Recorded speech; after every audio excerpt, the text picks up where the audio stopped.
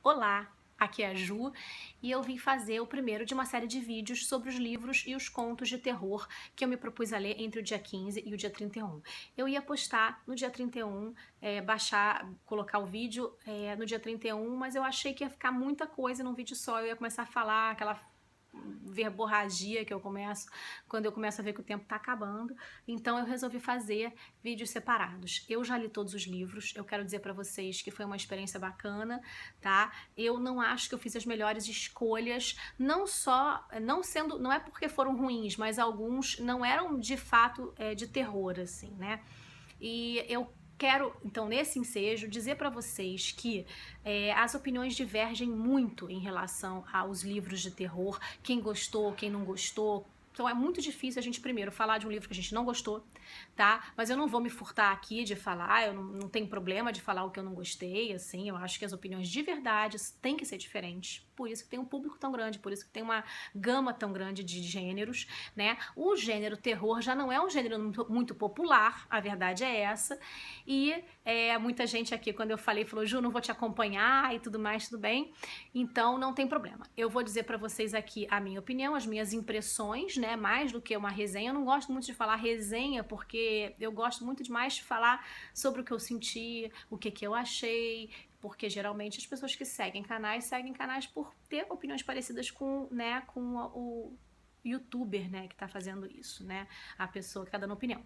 Então eu quero dizer que o terror, ele é muito mais aterrorizante quando você se relaciona com aquele terror, quando aquilo te toca de alguma forma, quando aquilo fala sobre algo que particularmente te dá medo, né? Cada um tem um diferente, né? Eu vi muita gente falando assim que o medo tem muito mais medo de gente viva do que gente morta, e eu acho que isso faz muito sentido. Só que o que a gente não pode ver, né? Assim, eu acho que aquilo que é um medo e aí esse medo interno, esse pânico que a gente tem de algo que a gente não consegue entender, que a gente nem sabe se existe ou não. Algumas pessoas, enfim, acreditam que existe, eu super respeito.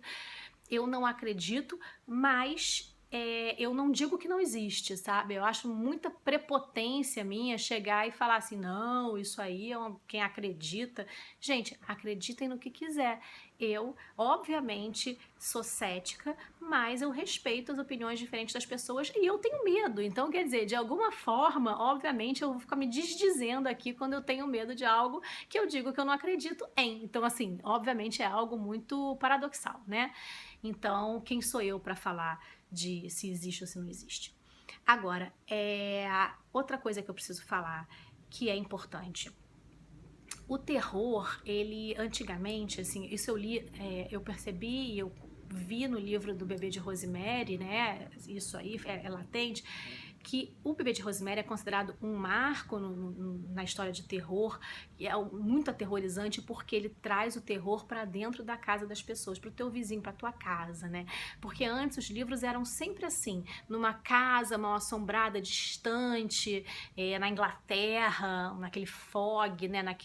Então assim, e o Bebê de Rosemary traz para cidade grande, para dentro de um apartamento, né? Os vizinhos que poderiam ser seus vizinhos, são os vizinhos da Rosemary, e eu acho que isso é que causa mais medo na maioria das pessoas, é quando esse terror é acessível, quando esse terror pode acontecer com você, né? Enfim, ou com alguém que você conhece. E eu acho que isso é que é um divisor de águas, né, no terror. É bacana livros de casas mal assombradas, assim, no meio do nada, que você tem que pegar um trem pra ir, você tá longe de tudo. É bacana, tem muitos livros assim, muitos filmes assim, mas eu acho que quando o terror acontece, quando ele é muito perto de você, quando ele pode estar aqui, tua nuca, os pelinhos ficarem todos eriçados, assim, eu acho que esse é o que toca mais as pessoas em termos de terror. Então, o primeiro livro que eu li foi o romance de estreia do Joe Hill, o filho do nosso querido, famoso e a pessoa que mais escreve na vida, Stephen King. Ele tem, eu não vou compará-lo com King, eu poderia compará-lo com King, mesmo se ele não fosse o filho, mas assim, comparar por ser filho, eu acho que é enfim, não tem o menor sentido. Se ele poderia ter tido aula com o pai dele, ter tido assim, todos os dias escrever do lado do pai dele, não quer dizer que ele tinha que ser igual ao pai ou se assemelhar ao pai dele. Mas o Joe Hill tem um estilo próprio, tá? Isso ele mostra logo nessa primeira proposta que ele coloca aqui. O que eu achei, no caso, semelhante ao King é que ele coloca a proposta dele logo de cara, assim, no sentido, porque o King ele dá vários spoilers, né, dele mesmo, assim, e o Joe Hill, ele é mais, ele, não é que ele dá vários spoilers, ele dá logo o spoiler dele. Então, assim, esse livro, nas primeiras páginas, contada logo de cara, que é sobre um romance de fantasma, né, então, assim, o personagem principal, que é o Judd, ele é um roqueiro cinquentão que já tá de saco cheio desse passado dele, na realidade, esse passado, e é muito bacana, porque a construção desse personagem tem uma proposta muito interessante, porque ele liga todos os pontos, esse personagem é totalmente contraditório, porque todo o dinheiro e a fama dele e a vida toda dele se ressignificou quando ele virou um astro de rock. Então, tirando, obviamente, o talento dele para tocar e para compor, ele é um cara que é todo aquele clichê que a gente entende de astro de rock, e ao mesmo tempo ele ri disso, ele acha isso uma babaquice em vários momentos, né? Ele não tem mais saco pra mídia, ele não tem mais saco pra, sabe, nada que vem do passado dele. Ele tem um assistente que faz tudo pra ele, nem e-mail ele abre, né? E ele, do passado desses fãs, ele ganha muitos itens macabros porque ele faz ele constrói esse novo Judd, ele muda o nome, né, porque ele vem de um passado muito triste de violência familiar, de violência em casa. No caso, a família dele, direta, a mãe era passiva e o pai era muito violento, então tem essa questão de violência dentro de casa o tempo todo. Praticamente o pai dele era um cara aterrorizante em termos de maldade mesmo, assim, sabe? Ignorância, assim. Então, ele tem horror desse passado e ele se transforma em outra pessoa. Ele constrói um personagem de verdade e ele mesmo tá de saco cheio desse personagem. Então, isso é bacana. E isso vai ter tudo a ver com esse terno que ele vai adquirir num leilão online, que é um terno que vem, então, com um fantasma junto desse terno. Ele acha isso meio engraçado, na verdade, todos os itens macabros que ele tem, ele é um cara meio assim, como é que eu posso dizer, ele se sacaneia e ele acha tudo isso meio babaca, assim, essa coisa toda, ele acha esses fãs meio babacas e, sabe, os fãs acreditam em várias coisas esotéricas e sobrenaturais que ele não acredita, ele acha tudo isso uma balela, mas ele compra esse terno, que vem numa caixa em formato de coração. Por isso que o livro em inglês é Heart Shaped Box. E até essa caixa em formato de coração fala o passado dele. E depois que ele tem um casamento desfeito, que ele é abandonado pela mulher, por razões que ele vai explicar tudo direitinho aqui, ele começa a ficar, então, com meninas mais novas, góticas, né? Que, na verdade, também é um clichê dentro desse mundo, assim, né? Aquelas mulheres que são fãs e ficam no backstage e ficam no camarim dos astros de rock e tudo mais. E uma dessas meninas é atualmente namorada dele, e ele tem vários casos curtos com essas meninas, que ele trata muito mal, assim. Eu acho que, e diz ele que tem consciência de que ele trata mal é uma das coisas que traz essas meninas pra perto dele, sabe? Assim, meio que faz parte do personagem. Então ele vive um personagem do qual ele não gosta, sabe? Mas ele não sabe muito bem o que fazer, porque a vida dele antes, quem ele era antes esse personagem, nem ele mesmo quer entrar em contato com esse passado dele. E esse personagem, esse terno que vai chegar, esse fantasma que vem com esse terno, isso é logo de cara, ele fala, esse fantasma tem relação com o passado dele, não é um fantasma aleatório. E a partir disso, então, a história toda vai se desenvolver, tá? E Eu fiquei com medo no inicinho, assim, quando começa a acontecer algumas coisas em relação ao terno, mas logo ele coloca, então, esse terror se materializa e vai ficar ao longo da história quase que mais um suspense, um thriller. É uma narrativa muito dinâmica e ele vai o tempo todo desenvolver através, então, do que ele já colocou logo no início, que é o fantasma.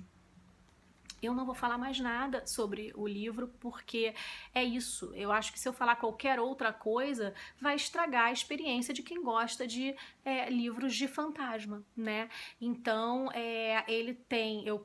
conheço muita gente que odiou, conheço muita gente que gostou. Eu, particularmente, não me envolvi. Tá? Depois de um certo momento, eu acho que as resoluções que ele faz, que ele dá para os problemas, como ele amarra a história, eu creio que não tenha me convencido, sabe? Assim, tem a participação da nova namorada, tem a participação inicial desse assistente que cuida de todos os e-mails e as questões e os contratos e coisa e tal, os royalties do qual ele vive numa fazenda, né, com os seus cachorros. Ele tem 2 cachorros e ele é um cara muito infeliz em todos os momentos iniciais do livro, ele se mostra assim, e com o desenvolvimento ele vai tendo que lidar com esses fantasmas também do passado dele, né, que não é o fantasma real que tá no terno. E eu achei o argumento, eu não gostei do argumento particularmente. Eu acho que depois vão ter umas cenas totalmente rocambolescas de ação, que você vai ficar cansado. Sabe aquela coisa daquele filme que a câmera dá um take só e aí parece que a câmera tá mexendo, assim? O livro tem uma hora que dá isso, assim, a Estrada da Noite tem a ver com percurso que eles vão fazer, por uma razão que o livro vai mostrar logo de cara, e nesse percurso que ele e a namorada vão fazer, acontece um monte de coisa sem parar e não tem assim, não tem um momento que há uma reflexão que te faça parecer algo que você se relacionaria, que teria empatia, que geraria empatia. Então, assim, esse personagem, ele é um personagem que tem uma história bacana, ele teria eu acho que tem um potencial, eu acho que num primeiro momento os personagens são construídos de uma forma bem bacana, mas a história, a ideia central do livro não me atraiu, assim, de verdade. Depois, a forma como que o Judd, ele é um cara totalmente, sabe, rabugento, e como ele distrata essas mulheres, e aí como é que ele caga para essas mulheres, e aí depois ele vai se relacionando a várias coisas, vai se lembrando, e aquilo tudo vai fazendo sentido para ele, e aí ele tem aquela, né, a revelação de tipo, eu descobri o que vai acontecer, e do nada, assim, ele descobre uma coisa que não tá assim tão clara, e o final é inacreditavelmente diferente de tudo que vai acontecer no livro, assim, toda a proposta do livro, toda a proposta sinistra, macabra, punk, no sentido de tudo que vai acontecer de perverso, ele fecha de uma forma assim, te juro por Deus, assim, tipo, e eles viveram aquele maior clichê, não vou falar mais, mas assim, parece Sessão da Tarde, sabe? Assim, parece que ele não teve coragem de terminar o que ele começou. Eu achei isso, assim, foi a opinião que eu tive. Eu acho que o Joe Hill não teve coragem de terminar o que ele começou. E eu acho isso, assim, eu achei que não valeu a pena, não vale a pena, sinceramente, eu não indicaria esse livro. Se você gosta de romance de história de fantasma, se você gosta de thriller, se você gosta daquele livro que é o tempo todo pá, pá, pá, pá, pá, de ação, ação, ação, que você se cansa, que tem uma hora que você tipo, quer dormir, assim, que você não aguenta mais, do que tá aquela coisa sem parar, os personagens não conseguem nem respirar, e talvez você goste desse livro, mas eu particularmente não indicaria, né, com carinho para alguém que eu quisesse, que tivesse uma boa experiência de terror, tá? Eu acho que ele tem os seus méritos, tem o seu público, vai atingir sim um público que vai curtir essa proposta, mas eu particularmente não me convenceu. Então, A Estrada da Noite, do Joe Hill. Espero que vocês tenham gostado desse desse vídeo, dos comentários, vocês podem colocar o que vocês acharem. Se vocês forem colocar spoiler nos comentários, avisem, porque tem gente que não gosta. É muito chato quando as pessoas leem e, enfim, acham um spoiler que não gostariam de ter. Qualquer pergunta que vocês não queiram colocar nos comentários, pode mandar também por e-mail, tá bom? Então, um beijo, até já com os próximos vídeos.